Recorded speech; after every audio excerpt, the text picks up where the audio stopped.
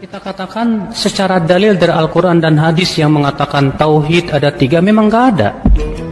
Kita katakan secara dalil dari Al-Quran dan hadis yang mengatakan tauhid ada 3, memang nggak ada. Demikian juga tatkala tauhid dibagi menjadi 3, memang tidak ada dalilnya. Memang tidak ada dalilnya. Tidak ada dalilnya. Makanya saya ingatkan kepada antum juga dan kepada semuanya bahwa agama Islam agama ilmu, agama dalil, bukan ra'yu, bukan pendapat, bukan perasaan, bukan kata syekh, bukan kata ustadz, bukan kata guru, bukan kata imam, bukan. Dalil. Dalil.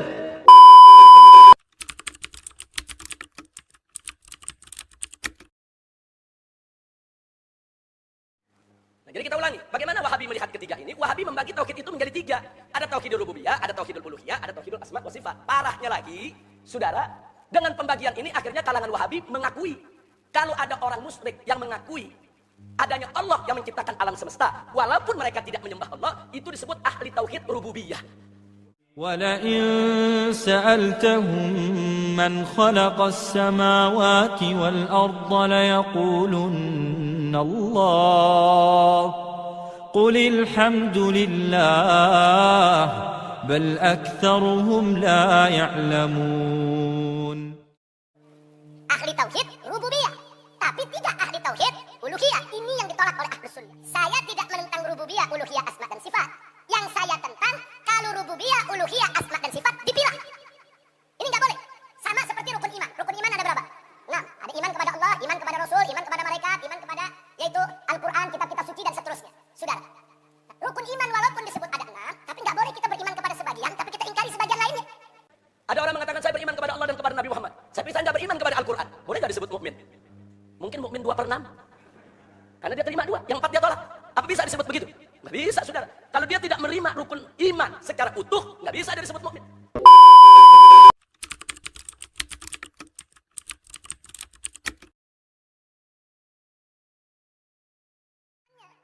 Batal imannya kalau satu saja rukun tidak terima. Batal Islamnya kalau satu aja rukun Islam dia tidak terima. Begitu juga tauhid. Batal tauhidnya kalau satu aja ada unsur ini dia tidak terima.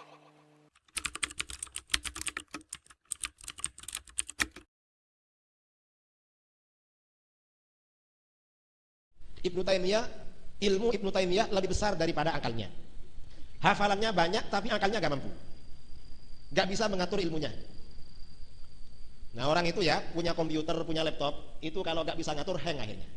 Handphone itu kalau kebanyakan isi, akhirnya kan hang. Nah termasuk ini apa? Ibnu Taimiyah berbeda masalah tauhid 3 Ibnu Taimiyah. Ini pokok perbedaan kita dengan Wahabi, tauhid bagi 3. Nah, apa tauhid rububiyah? Pertama, tauhid rububiyah yaitu pengakuan bahwa yang menciptakan, memiliki dan mengatur langit, bumi serta seluruh isinya adalah Allah. Ini makna rububiyah. Jadi pengakuan atau i'tiqad bahwa yang menciptakan, memiliki dan mengatur seluruh jagat raya adalah Allah. Apakah pengakuan ini salah? Gak salah.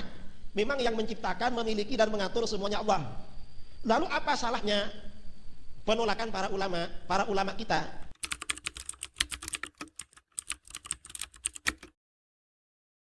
Menurut Ibnu Taimiyah, tauhid rububiyah ini telah diyakini oleh semua orang, baik orang-orang musyrik maupun orang-orang mukmin. Ini gak benar. Karena orang musyrik gak mengakui tauhid rububiyah. Menurut Wahabi, semua umat manusia, yang Islam, yang kafir, Yahudi, Nasoro, Kristen, Hindu, Konghucu, beriktikad dengan tauhid rububiyah.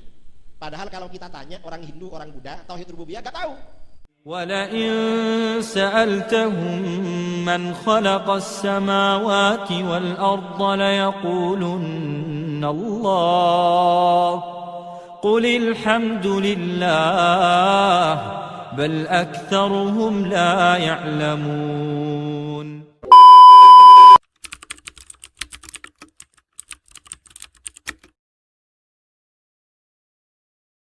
Jadi memang dari tauhidnya saja mereka tauhidnya ini memang tauhid apa ya? Tauhid mengkafirkan umat Islam di luar golongannya.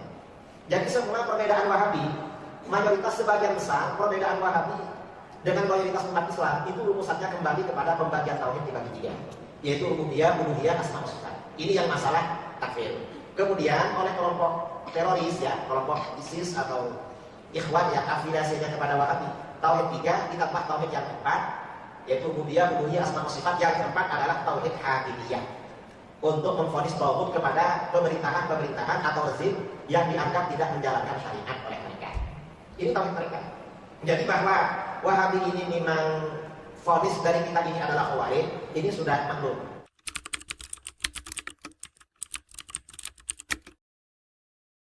Syekhul Islam Ibn Taimiyah menjelaskan di dalam kitab Mawsu'atul Ijma' beliau, sebagaimana Imam Ahmad Ibn Hanbal rahimahullah juga mengajarkan. Imam Ahmad adalah salah seorang di antara imam mazhab yang 4, dan ini juga tidak berselisih dan tidak berbeda dengan satupun di antara imam mazhab yang lainnya. Imam Abu Hanifah, Imam Malik bin Anas, dan Imam Syafi'i tidak berbeda tentang tauhid yang disebutkan berikut ini. Walaupun zaman Nabi tidak ada penyebutan nama-nama tauhid ini, hadirnya nama-nama tauhid ini adalah di kalangan salafus saleh daripada umat saja. Apa dia? Seseorang dikatakan ahli tauhid jika dia mentauhidkan Allah dalam 3 hal berikut ini, maka dia disebut dengan ahli tauhid. Tentu saja mentauhidkan Allah dalam 3 hal ini tidak mensyirikkan Allah di salah satu lawan yang 3 ini. Tauhid yang telah diumumkan oleh para ulama ahlus sunnah wal jamaah. Dan ini kita tidak mengatakan ini akan berbeda dengan akidah yang ada pada akidah Asy'ariyah. Kita tidak katakan adanya perbedaan karena ini sifatnya bukan masalah yang perlu untuk diperselisihkan. Karena hanya penyebutan nama yang berbeda, tetapi nanti substansinya ketemu.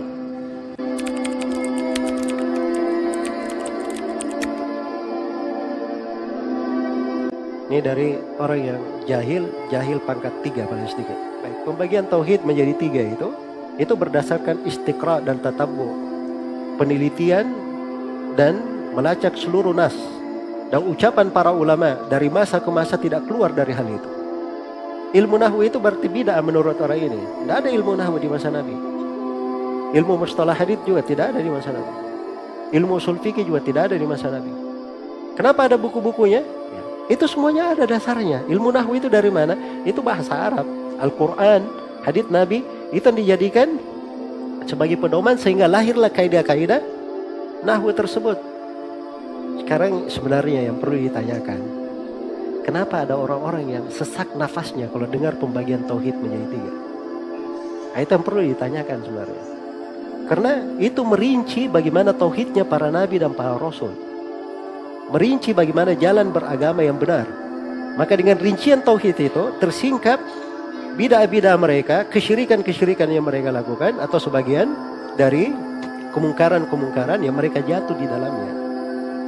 Jelas ya? Karena mereka anggap mereka dipukul berat dari situ, mereka harus serang. Tapi serangnya membabi buta namanya. Ya, lebih cerdas lagi menyerang. Jelas ya? Nah, ini tidak benar ya gaya-gaya seperti ini. Seorang kalau ingin hal yang baik dalam beragama, seorang berbicara dengan dalil. Dan dia bawakan siapa dari ulama yang mendahuluinya. Siapa dari para imam yang mendahuluinya. Ya, para ulama yang berbicara tentang pembagian tauhid ini bukan ulama sekarang, sebelumnya, itu dari masa dahulu. Ya. Bahwasanya para ulama membagi tauhid menjadi 3, yaitu tauhid rububiyah, tauhid al-uluhiyah, tauhid asma wa sifat. Itu sebenarnya dalam rangka untuk memudahkan penjelasan. Karena tauhid asalnya datang secara tergabungkan. Tidak ada namanya pembagian tauhid. Tauhid datang secara berkumpul, tersatukan. Yang membagi tauhid siapa? Yang bagi tauhid adalah manusia itu sendiri, orang-orang musyrikin yang menyimpang. Oleh karenanya, tatkala Nabi Adam alaihissalam diutus dengan tauhid, tidak ada pembagian tauhid karena semua orang bertauhid kepada Allah Subhanahu wa taala.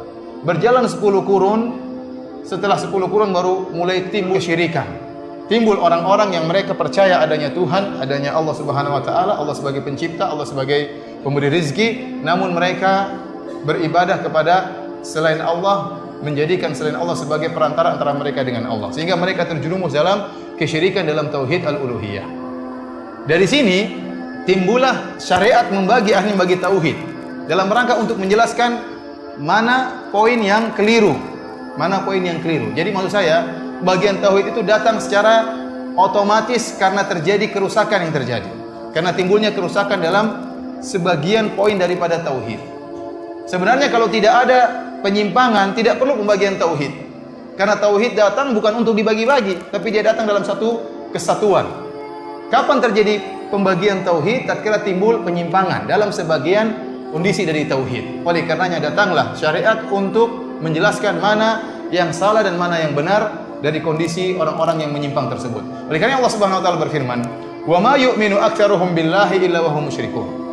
Tidaklah mereka beriman kepada Allah kecuali mereka berbuat kesyirikan. Kalau antum buka buku tafsir tentang ayat ini di akhir dari surat Yusuf, apa iman mereka? Kenapa Allah mengatakan mereka beriman dan kenapa Allah mengatakan mereka syirik?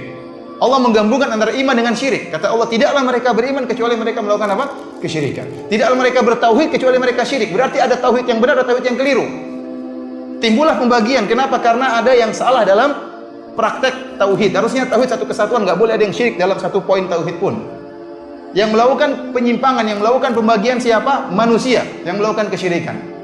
Iman mereka, kita baca dalam buku tafsir, para salaf menafsirkan iman mereka adalah mereka berkata, Tuhan kami adalah Allah, pencipta kami adalah Allah, sebagaimana firman Allah, "Wa la in sa'altahum man khalaqas samawati wal ard la yaquluna Allah."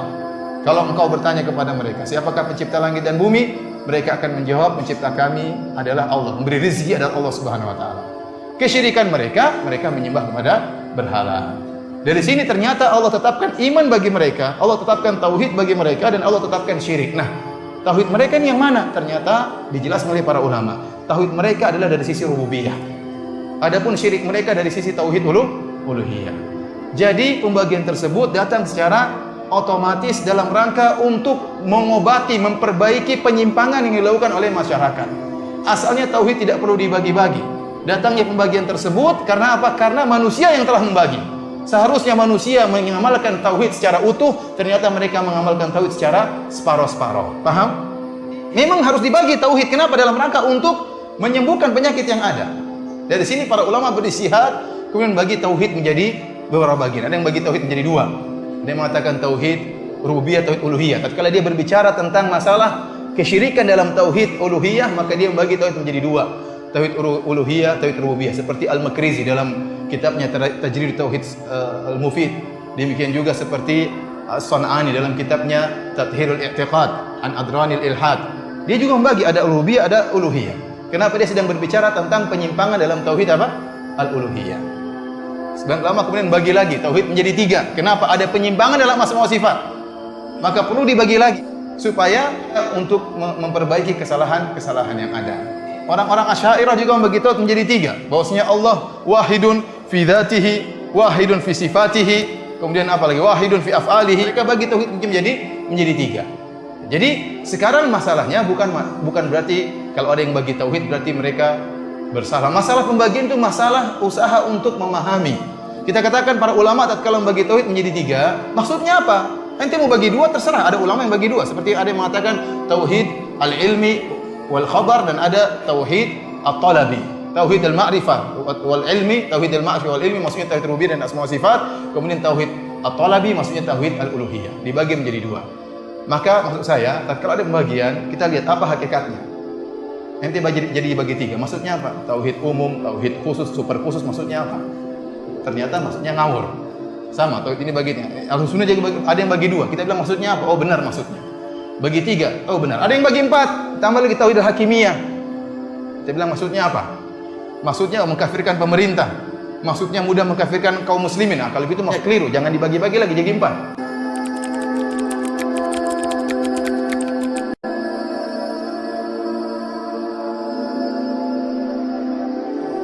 Jadi maksud saya pembagian itu hanyalah sarana untuk memperbaiki penyimpangan yang ada. Ya.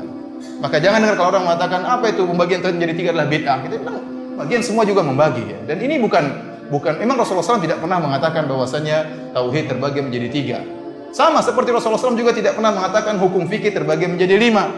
Ada wajib, ada mandub, ada mubah, ada makruh, ada haram. Tidak ada. Tetapi para ulama dengan istiqra', dengan penelitian, mereka memahami bahwasanya hukum fikih ada berapa? Ada 5. Untuk apa? Untuk bisa memudahkan orang paham tentang masalah-masalah agama.